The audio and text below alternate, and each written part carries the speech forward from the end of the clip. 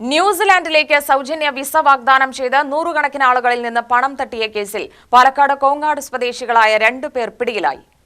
മുണ്ടൂർ സ്വദേശികളായ അഭിലാഷ്, അനൂപ് എന്നിവരാണ് പിടിയിലായത്. ന്യൂസിലാൻഡിലേക്ക് കുറഞ്ഞ ചെലവിൽ വിസയും മറ്റ് സൗകര്യങ്ങളും ലഭ്യമാക്കാമെന്ന് വിശ്വസിപ്പിച്ചായിരുന്നു പ്രതികളുടെ തട്ടിപ്പെന്ന് അന്വേഷണത്തിൽ കണ്ടെത്തി. സൗജന്യ വിസ ലഭ്യമാക്കുമെന്ന പേരിൽ രജിസ്ട്രേഷൻ ഫീസും മറ്റ് നടപടിക്രമങ്ങളുമായി ബന്ധപ്പെട്ട ചെലവുകളും പറഞ്ഞ് ആളുകളിൽ നിന്ന് 13,000 രൂപ വീതം ഈടാക്കിയതായാണ് പരാതി. 350-ലധികം പേരിൽ നിന്ന് ഇത്തരത്തിൽ പണം തട്ടിയെടുത്തിട്ടുണ്ടെന്നാണ് അന്വേഷണ സംഘം വ്യക്തമാക്കുന്നത്.